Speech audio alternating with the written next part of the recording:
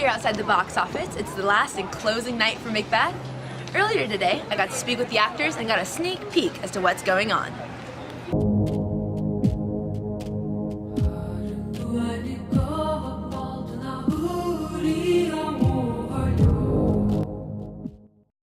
What were some of the challenges you faced playing Macbeth?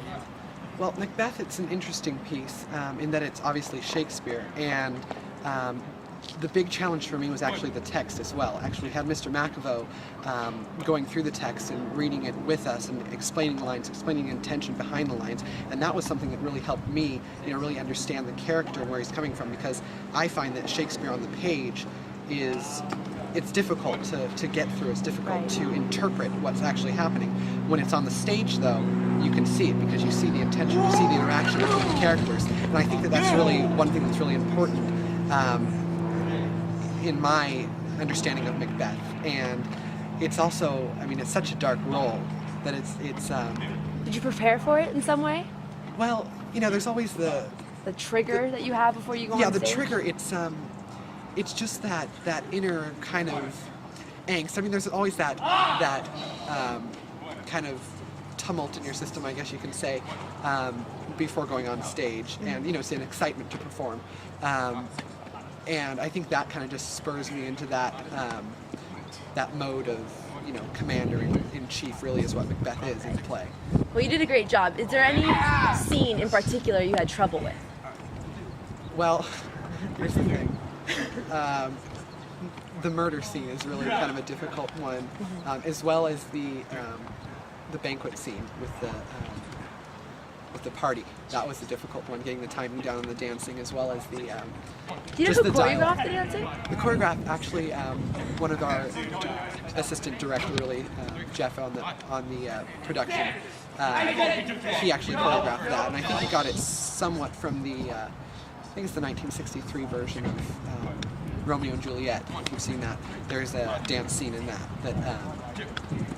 we've kind of copied the style, because it's that same medieval kind of style. It was very cool. Do you think you could teach me how to do it? Of course we could.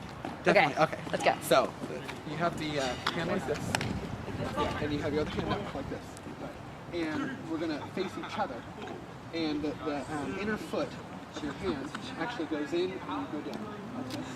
The other way and down, right? And then from the other side, and from here now, we're going to turn all the way around, and then you go back and you do the same thing again, and over and over. So that was one of the big things that we really worked on a lot. And, now, I noticed that when you walked down the aisle with Lady Macbeth at the very end, I did not see you blink once. Did you do that on purpose? Well, the thing, that end scene is almost kind of, the Macbeths going to their end, their doom, which is really hell, is what we were thinking that in their thing. You see Hecate come up from there in the opening of the second act, and so we go to that point at the end, and it's almost, from my standpoint, I feel that it's Macbeth coming to grips with the punishment that should be brought to him. I think that it's kind of a realization of, wow, I've really done something wrong here, and this is what I have to do to pay for it. And it shows very powerful. Yeah, and it shows the connection that we're trying to go for in the play.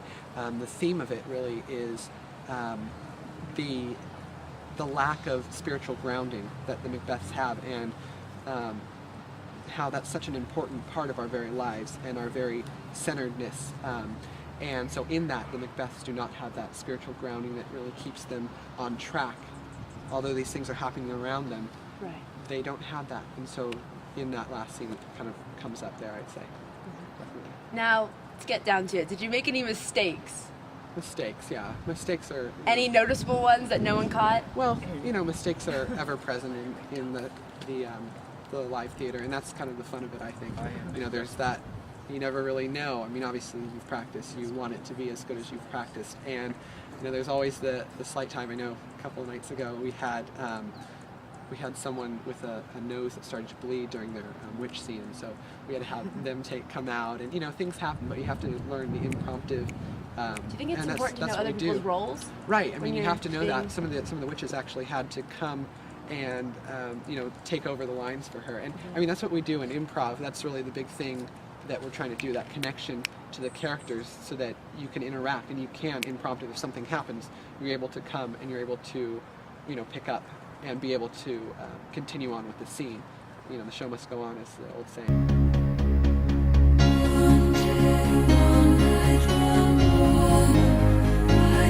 Play in Macbeth.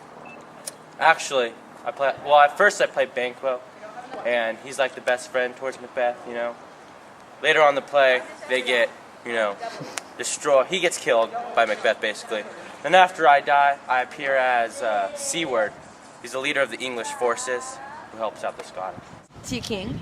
No, he's an earl. Did you want to play a king? No, not really. If you could play anyone else, who would you want to play? Be Macbeth up there on the stage? No, not Macbeth. I don't have the acting ability to be Macbeth, but maybe Macduff. He's always appealed to me. Some actors have said that you're the biggest diva on and off the stage. What do you have to say to that one? Well, that's completely untrue.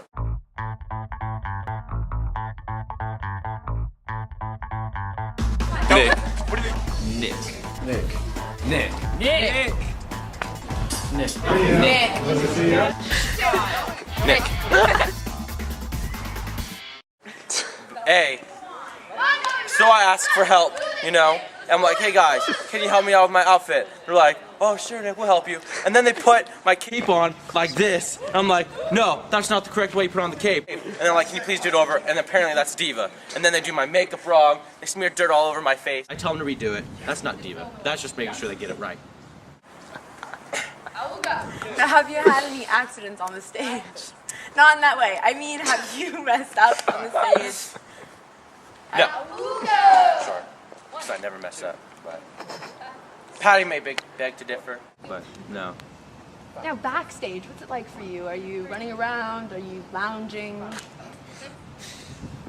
Well, I'm not Both. really lounging. I mean, I pace back and forth as most people do. I mean, I don't like Paul. He's in character, but for me, I'll actually look at myself in the mirror a lot to make sure everything.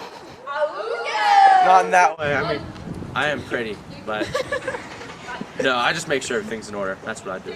Backstage. On your face, you make sure everything's okay. On outfit-wise. Oh, okay. Yeah. I understand. Was it hard for you to grasp the Elizabethan English of the show? Well, there are some. I mean, some of them you get easy, like my line, "What are these? So withered and so wild in their attire." You can obviously that they're hideous. That's what I'm saying. Everyone knows Lines, that. okay. Lines. What's your favorite Macbeth memory? Well, yesterday Stephen fell off the stage. That was kind of funny.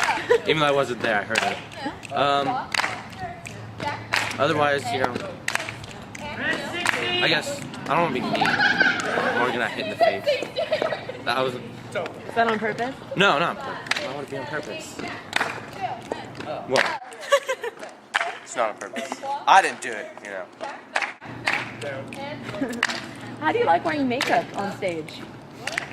Well, anything to make me look better, Fulfill I guess. fantasies at all? No fulfillment of fantasies. No. I mean, I'm already pretty, but I guess makeup adds the extra little touch. Did you feel a time strain on Macbeth? Oh, I guess. I mean, a month ago, right after Princess Bride, like, oh, we opened in Macbeth in a month. Like, yay, a month to do a Shakespeare. And then we didn't run the whole show until like, I think it was last Thursday or something. So yeah, there was a time strain. Thank you, Nick, for your interview. Yes. Appreciate it. You're a good interview. Thank you. Good luck on the stage, Nick. Thank you.